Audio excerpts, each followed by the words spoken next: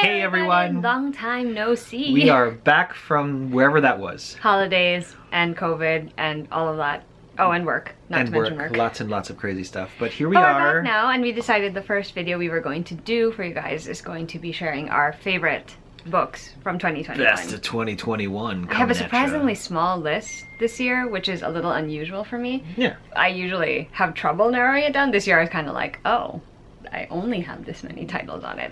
So, should be an interesting time. Let me preface this by saying, I don't know, is yours ranked or is it just grouped this time? They're grouped, but definitely with my own ranking. Okay, because mine are not ranked. They're going to be coming out mostly in the order that I read them, except that they're separated into genre sections. Which is typical fare for the both of us. Like, my brain just ranks things just by nature, and Alexa's just like, oh, so here's the order and what's gonna happen. Still Path fun. of least resistance. And fun at the same time, because that's just what brings the most satisfaction when it comes to these things. So Macky's gonna kick things off this time. I will kick things off. So again, in ascending order of primacy, and not necessarily the graphic novels are better than books, but I just, you know, said that this is the graphic novel section of what because a lot of what I just read now is just graphic novels. I think that was always sort of like the natural evolution to who and what I kind of am these days, I suppose.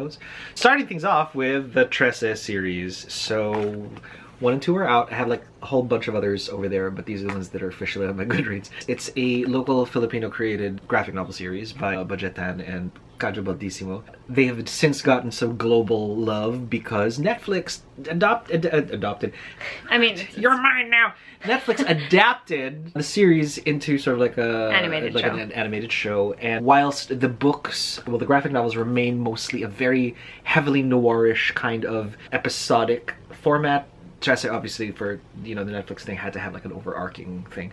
But what I love about this is how clever they were able to, you know, weave together folklore, actual urban folklore, and, you know, traditional folklore into sort of like a noir kind of feel of, well, there's just murders, and maybe the ghost that usually haunts this street can tell you what happened to it. Or they're selling mermaid bones, and that's obviously a violation of, like, something underworld code, and so somebody's gonna have to set things to rights. And who, if not necessarily Trece, who happens to be what in Filipino lore is a babaylan, which is sort of like a anything from like a shaman to like a very powerful sort of like spiritual, you know, spiritist, whatever. So that's my first one. Very, very fun. Recommend it to anybody who wants to try, who likes lore from any kind of, like, all corners of the world. That's supernatural kind, of course. Would you say it's heavy on the gore factor? Because I know some people are. Excellent question. I believe the graphic novels themselves are, it's kind of, I would say, straddle sort of like the middle ground of like, yeah, it's totally gory, but it's not the kind where it's just like unnecessarily gory, it's unnecessarily unnecessary entrails need not be included in these things. Okay. But there is just, you know, there's like a thing with like, well, obviously murders. Yeah, murders, yeah. Next would be, I'm a huge Kieran Gillen fan from, you know, the Wicked and the Divine. I said Beloved and the Betrayed. I don't know why I couldn't have the Wicked and the Divine. And I had that, and it wasn't even a thing. But yes, from the Wicked and the Divine, and a bunch of other things that Kieran Gillen has actually written, both for and, you know, I'm still laughing about that. For and off the big comic companies like Marvel and DC. One of the things that he did was Once in Future. It is a twist on the Arthurian legend. What made this extra special for me that sort of like got me hooked was, so here's this dude, I think he's a librarian, almost doesn't matter, because when weird stuff starts happening, his grandmother breaks out of her nursing home and says, we gotta get some of these demony things in order. And he's like, Grandma, what's going on? I was like, yo, this is the path of the hero. You gotta take it, because we all have to at one point. So for me, I'm just like, Grandma kicking butt, and she takes her grandson with her. Perfect for me. Like, that to me, like, sealed the deal. Yeah, she's a badass, and that's why it's definitely high on my, you know, list for 2021. Moving forward, I really loved Edgeworld by Chuck Austen. This is a Comixology original, so if you're subscribed to that particular service, it's a literal space western. It is on a dusty little planet that's kind of like semi-developed and not, with a long, rich history. It's got that Wild West frontier vibe because underdeveloped, and then, you know, things are sort of like, there are shaky structures of society and even authority there.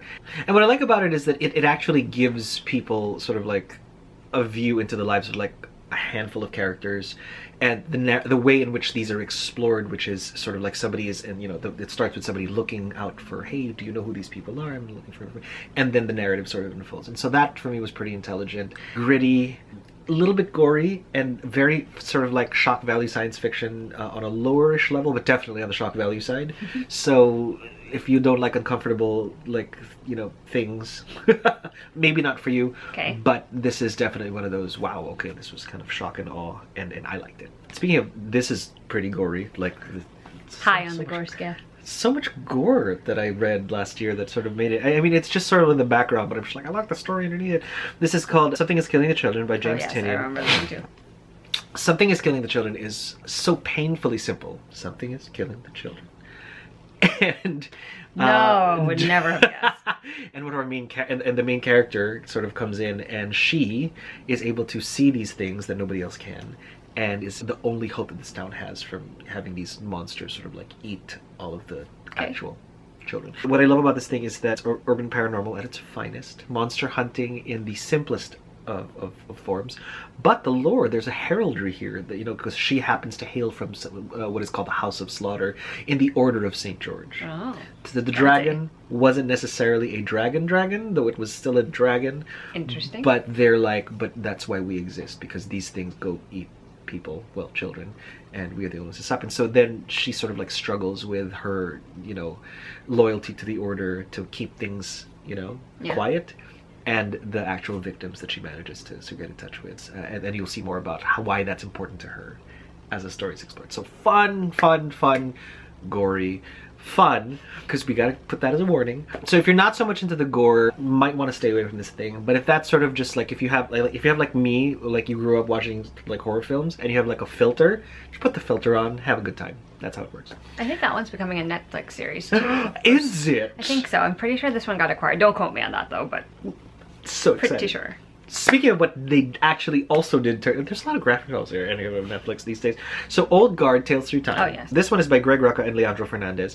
For those of you familiar with the Netflix movie, Charlize Theron sort of is the leader of this immortal band of warriors. Mm-hmm. And, what happens when their secret is like, maybe exposed to a certain nefarious group who wants to exploit them for their regenerative capabilities, because they have been around for centuries. And that's plural, hundreds and hundreds of years. Mm-hmm. This is sort of like the prequel comic to all of their lives prior to the time that we meet them as the audience.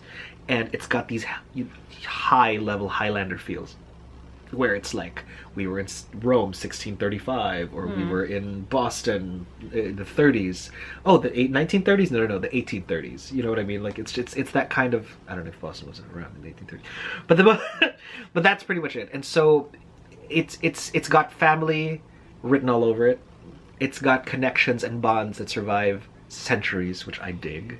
So not a great place to start, because you want to see them in their main story first before you're sympathetic to them, whatever. So you might want to move that back. Anyway, last but certainly not least, I have been harping about the X-Men for almost 2 years now, because they have very consistently. Highlights of last year would just have to be 3 things: X of Swords, the Hellfire Gala, and Inferno, which to me I feel is landmarks of sort of what changed sort of like the X-Men sort of like universe. I'm not going to get into too much details. Suffice to say that with X of Swords, we are treated to a mystical kind of prophesaic, political sleight of hand kind of story, with a lot of awesome fighting. So ding, check. With the Hellfire Gala, we are treated with this bananas idea that, if there's such a thing as the Met Gala, the Hellfire Gala is like, well, now that the mutants are like a popular power in the world, let's have everybody come in with their best and brightest outfits, like as in the Met Gala, and then let us show you the most mind-numbing, mind-blowing thing that we have done to this entire world. Oh no, galaxy. Oh yes, universe. To solidify mutants as a legitimate space power. If I want to say, that's the most that I'll spoil it for. And then lastly, of course, Inferno. This is when it goes back to the start, back to the beginning, to Moira, who started it all. And, what happens when the secrets that they've kept have finally sort of come to light. And who's really in charge now. For anyone who loves Storm, for anyone who loves Emma Frost, for anyone who loves the X-Men, this is still your series. And they have just, as a fan, I am deeply grateful. So that's that. That's my graphic novel roundup of 2021. Best of the best for me personally. New stuff, old stuff, and best stuff.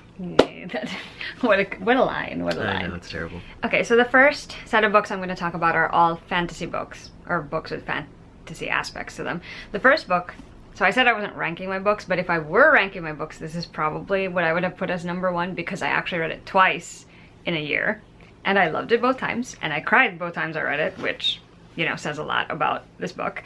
And the book is Eva Evergreen's Semi-Magical Witch, which is by Julie Abe. This is a middle grade fantasy novel that has the Kiki's Delivery Service vibes, both the book and the Studio Ghibli movie adaptation of that.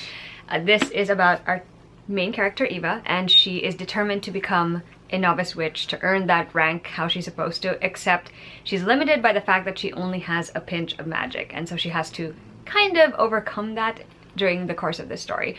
And I love this book so much. It's super charming, and the magical lore and the magical aspects of the world are wonderful. The characters are so great as well, but really the heart of the story is what really gets me. It's so heartfelt, it's so relatable.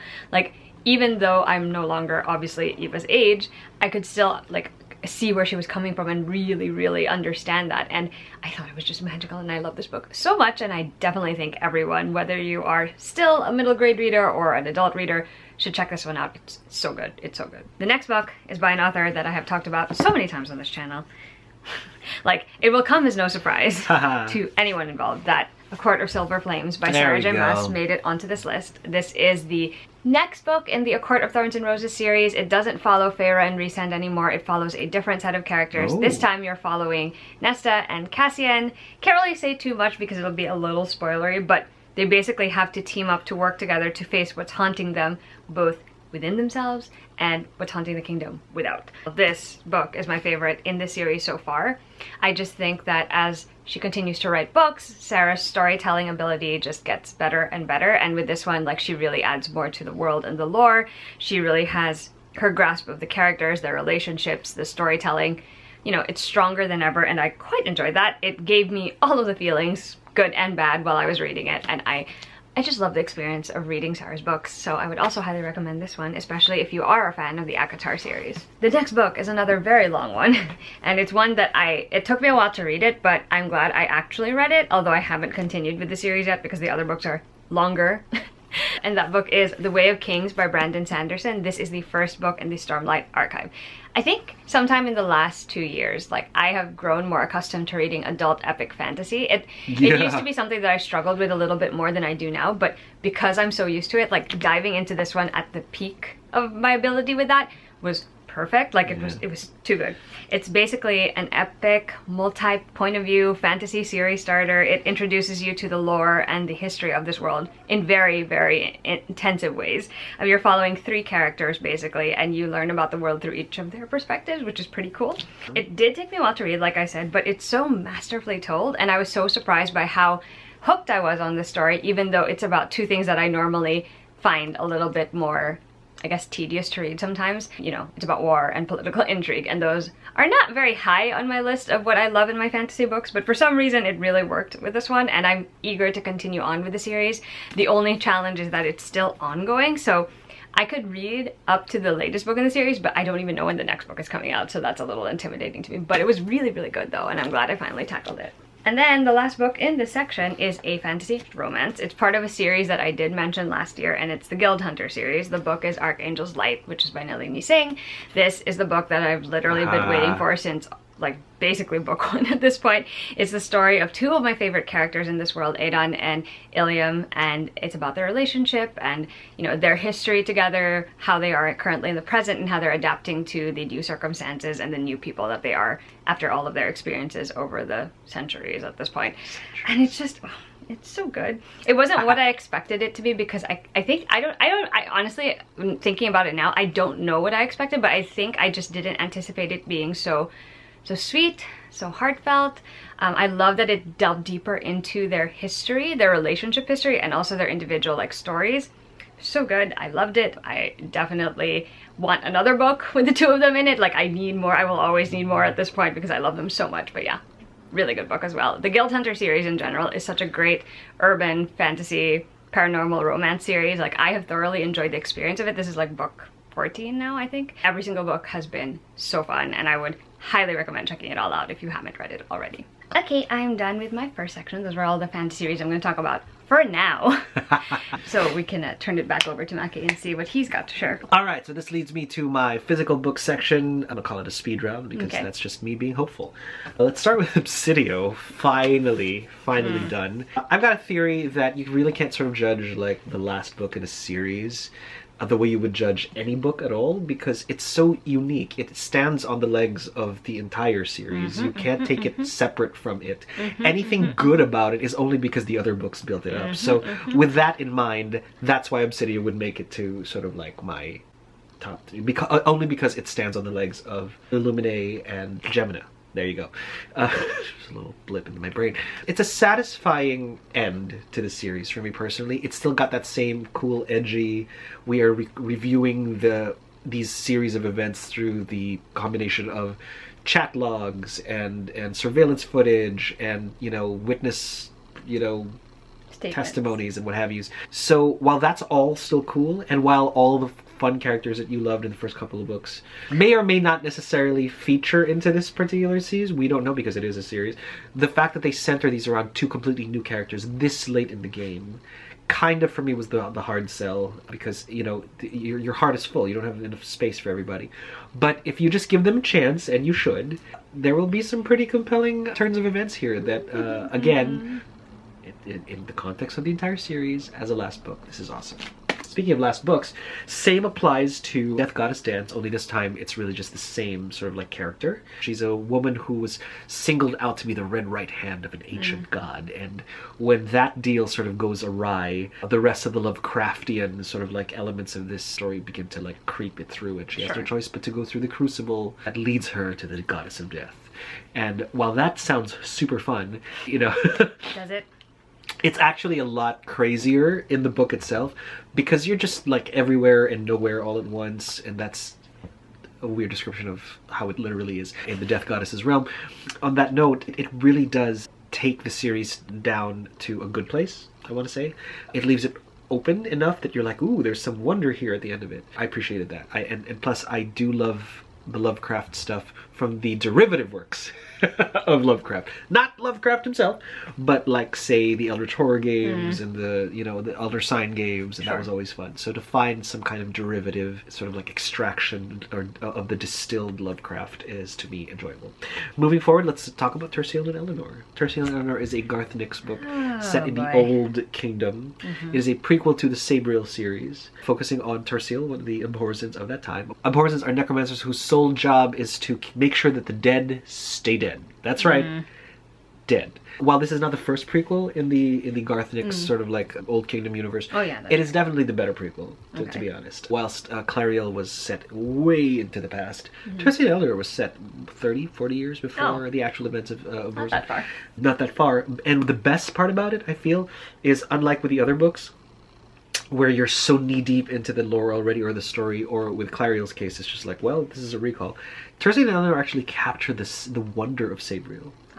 The lore, the way nice. which is, to me, I'm just like, I'm reading this thing, I'm like, hey, this is kind of cool. So while I'm not So while I'm not necessarily a fan of like how the relationships play out here in full, I'm not against it either. It's just, I'm just like, oh well, if you want to go that route, fine, let's go that route. Overall, it makes it to my best of 2021, because it really does capture the essence of why this world captured, you know, like that sense of wonder in me anyway. It actually might work as an actual prequel. Like, if you could start with Terseal and Eleanor, it could work. It's just you will be spoiled magnificently for a lot of things. You don't want that. You don't want that. So I would still suggest Sabriel, Lyriel, Abrazin, and then you might want to take a detour over to Terseal and Eleanor, and then you can read Golden Hand and what have you. So that was fun. Last but certainly not least, these are rereads, but they absolutely have to be sort of like mentioned, right? So I'm holding in front of you one hardbound book that I bought a long time ago at some con. I think it was Comic-Con, called Imperium, and I thought, hey, this is a nice book. And then oh god, but was it? And this is Red Winter, first time in print. So I had to get me a copy of this. This is a signed, and I know this is not a haul, but I just so have cool to show. because it has his It's personally signed by Henry Neff, because that's just how that worked when he promoted it to his fans. So cool. He even got like and he published it himself. And he published it himself. So the logo's his. Yeah. It's a sort of like a self-published thing. And he sort of like cut a deal with the artist who did the other covers as well, so that you could put it right next to your actual other books. The Tapestry universe is a story about Max McDaniel's The Hound of Rowan, right? Who was destined to become one of the greatest heroes the Earth had ever known. And what a bananas way to do those middle grade to YA growth stories, by making sure that the apocalypse that they were trying to prevent actually happens in book freaking 2. And now the rest of the story is just how do we recover from this, which is mind-blowing. Imperium, to make things even crazier, is set centuries after the events of the Red Winter. And there's something about this is a pure shonen story. This is shonen anime classic. Like, there is no hint of whatever. This is 100%. This is a hero's journey, which is great for the Red Winter. It sets up this insane crucible and this literal world changing sort of like path that they have to take, which you would think would be like mirrored in Imperium, but no, Imperium is a totally different story by itself. It's a totally different world, a totally different setting, even if it is in the same planet. It becomes a story about this beautiful sort of like a relationship between what is now the current sort of like one of the princesses and some rando, but he's not so random after all. Some rando. And while I did not ship too many people here, except for Bob and Mum, who happen to be an ogre and a hag, I do ship the characters. They're so hard. I think they're one of my top favorite ships of all time. So to Henry Neff, Sol Invictus, good sir, thank you for writing stories that we keep coming back to. Well, after that ending, we're going to move on to my next section, which is contemporary books and nonfiction books. So we'll start with the contemporary stuff. The first one is The Poet X, which is by Elizabeth Acevedo. You can see it's well awarded. This book is about Xiomara, and she's struggling to understand herself and her world, and to express all the feelings that she has bottled up inside, and slam poetry becomes the outlet by which she can do so. Ooh. Okay. I also really like this one because despite the fact that I have never had to experience most of what Xiomara has gone through herself, there was something about it that felt relatable anyway. Like, I guess it was just the emotional response really that it elicited that really stuck its claws in me and wouldn't let go till the end of the book. I also cried listening to this one. I actually listened to it. Xiomara really comes to life off the page. She feels like someone that I could be friends with or someone I could know in real life, and I really like that a lot. This is written in verse, and I've enjoyed novels in verse, but I don't think I've ever quite fully emotionally connected to them the way that I did with this book, and I love that. I listened to the audiobook for this. It's narrated by the author herself, and so good, so brilliantly done. I would highly recommend experiencing it that way, especially because the slam poetry aspect, it's better performed than read, personally, to me, and I think like just having that experience was phenomenal. So cannot recommend this enough. I know a lot of people have already talked about this, so I don't really have to say much more, but I had to include it on my list because it's undeniably that good. The next book I don't own, but I also listened to it on audiobook, and it was so good. Also made me cry. Like, there's a running theme with the books that I read this year, clearly, because most of them made me cry. A lot of emotions. So it's Felix Ever After, and this is by Kaysen Callender, and it is a YA novel about a transgender teen who is grappling with identity and also falling in love. It just tugs on the heartstrings because Felix, the main character, his journey is so messy, it's so hard, so real because so many people are going through the same thing. I don't know, there's just something magical about the experience of an author being able to put on the page a story that feels like it could have happened to you, it could have happened to someone you know, and that's what the author did with this book, and I thought it was brilliant. The audiobook was really good as well. I really enjoyed that. It's another book that's going to be a hard read, but it's also an important one, and I'm glad it exists because I'm sure there are, readers out there, teen or otherwise, who could really benefit from that novel. Slightly on the lighter side of the spectrum, we have a romance novel that I really wanted to include on the list, and that is The Soulmate Equation, which is by Christina Lauren. So I've had my ups and downs with Christina Lauren books. Like, I've enjoyed most of them, but it's rare that I really, really love them after much of their earlier work.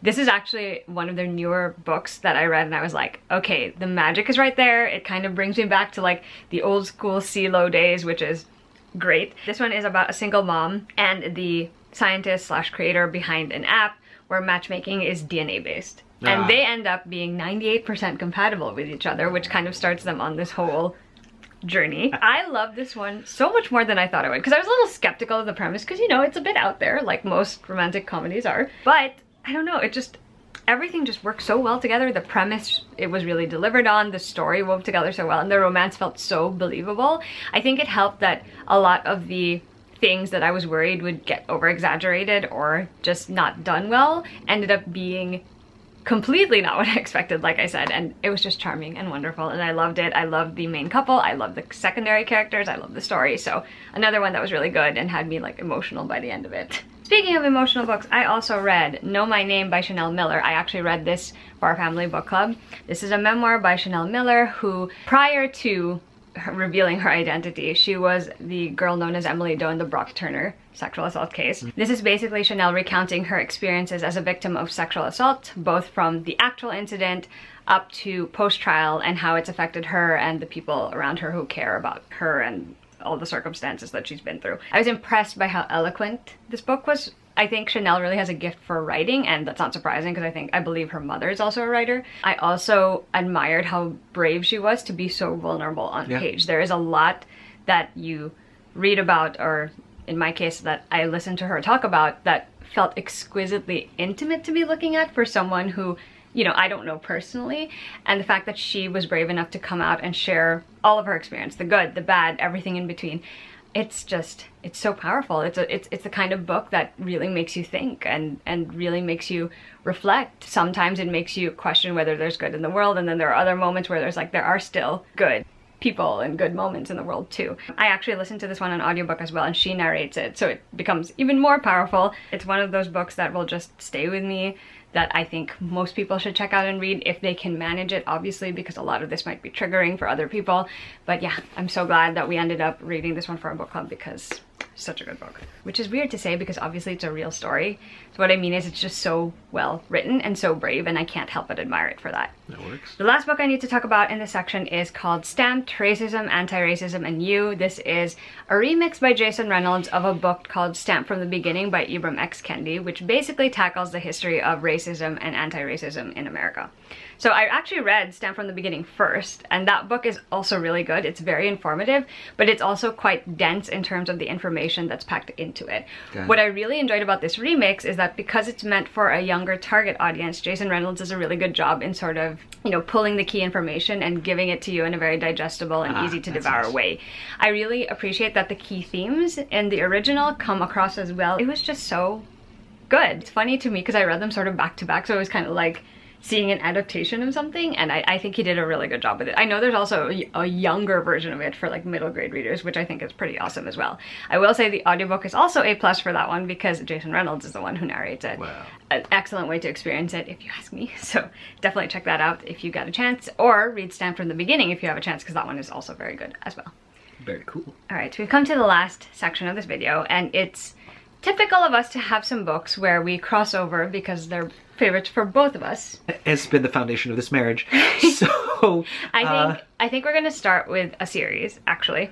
We're gonna start with a manga series that I feel arguably and because it's an ongoing series, I feel like it has the chance to make a reappearance on this again. It's definitely gonna, like, especially if like it ends. It's definitely as gonna it stay hits on. the end. I don't know. If it ends really well, then it definitely is gonna make an appearance on I think it's going to end really well, but that's just me. Because you've read farther than I. But anyway, the series is Yona of the Dawn, and it's by Mizuo Kusanagi. At the moment, there are 34 volumes out. And counting. I think it's a little bit further if you're reading it weekly. Maki can probably attest to that because I don't read it weekly. I read it in the volumes, and I'm not even caught up. Yona of the Dawn is the story of Yona, and she is a princess of a kingdom. On her 16th birthday, her dad is murdered by her cousin who she was in love with, and she and the captain of the guard, who is also her bodyguard, end up fleeing the palace. And while they're away, they discover that there's this legend about 4 dragons who were tied to whose fates and powers were tied to the king, the official king of the land, to which she just happens to be a descendant of. And so they set out on a mission to find the 4 dragons and hopefully reclaim her kingdom. So for those of you who are fans of, and let's references are fun, right? So those of you fans of like Fushigi Yugi, right? That whole long epic kind of I gather my friends as I try to reclaim my life type shoujo sort of like stories. This is in the tradition of that, but much like a lot of the modern sort of like anime and manga that are coming out today, they are standing on the shoulders of their previous storytellers, right? Yes. The previous generation of storytellers, and making improvements on what we all love anyway, which is That's true. the character arcs are cleaner and more well defined and not it's self-indulgent. the pacing is much better The too. pacing is magnificent, and then the story structure is just beautiful.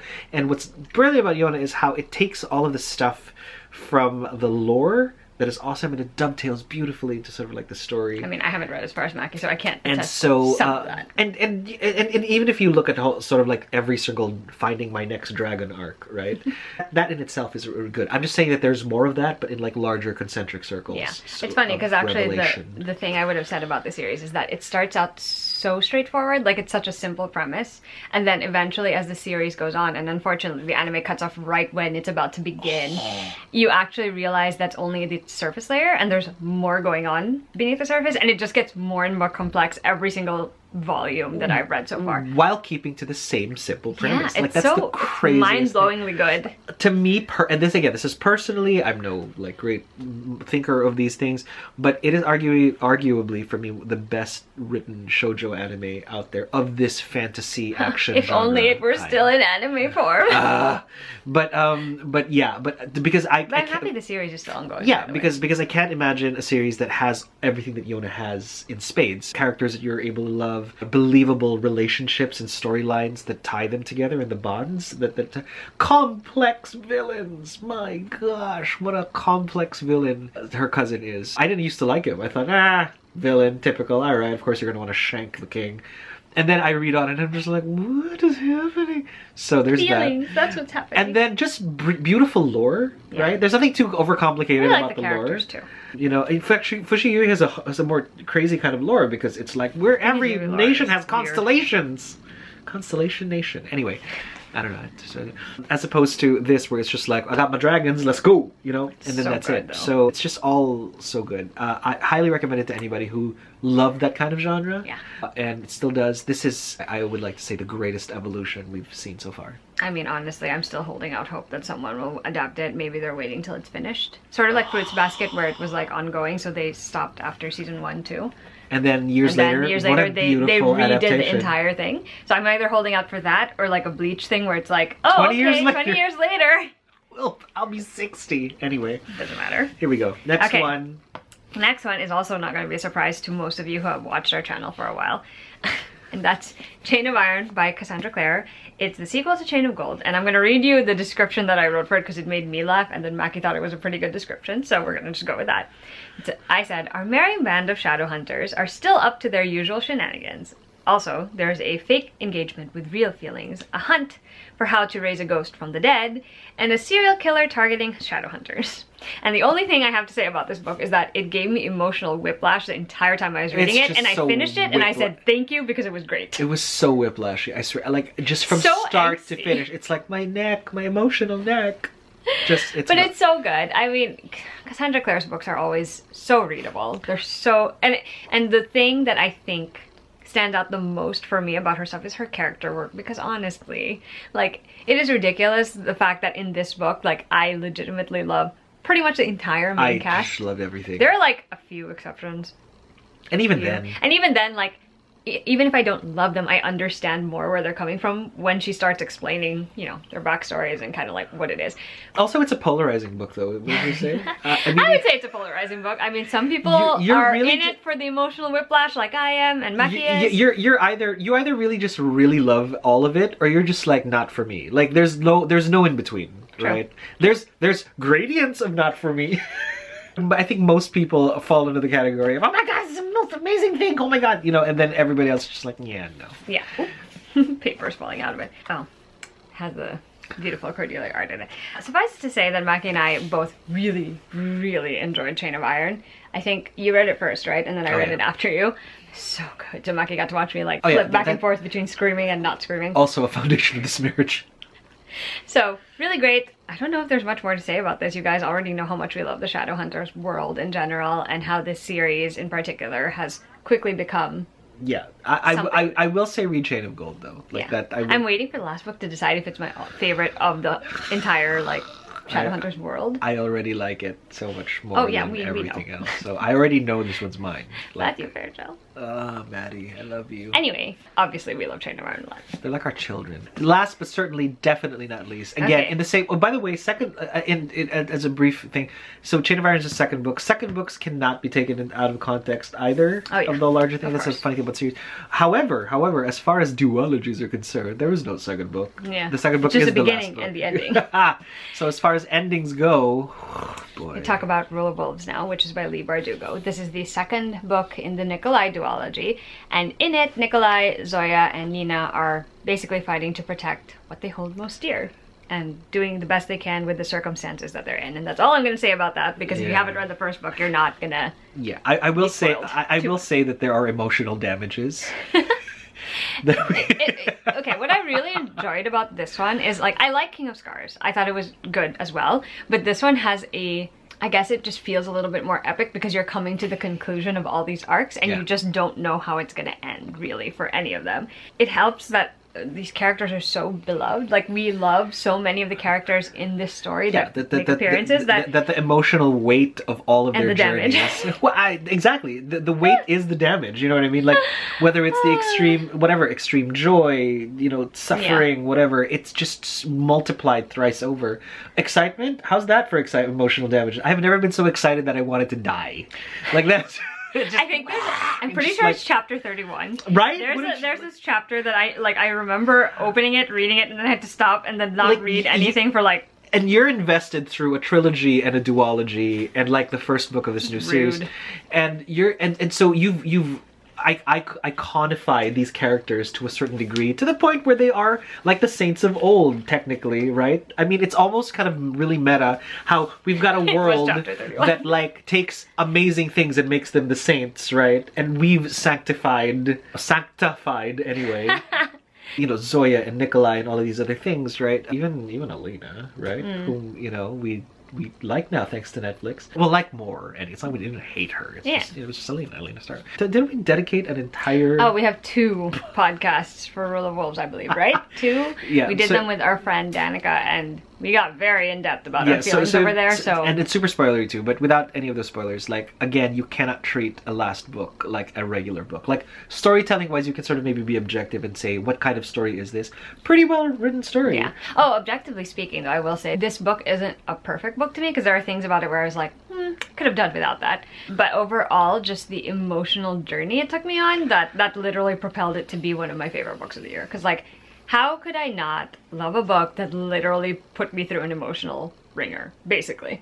And so if you'd like to read about the King of Ravka and the real King of Ravka, this is the perfect book for you. So, I will recommend reading the first book in the duology again You're if gonna you have haven't to done it in a read while, King's because Quest, it's a lot better if you have it fresh in your mind when you go into this one. Mackie actually even reread most of the everything. Grisha trilogy, right? Yeah, I did. Did you reread Six of Crows? No, you just Oh, read... Oh, yeah. I read The Crows. And I feel like just because, like he said, it piggybacks off everything that came before it, like, I feel like the emotional impact is different, too, if you do that. Because there are some small elements from Yeah. The Crows that become major plot points here.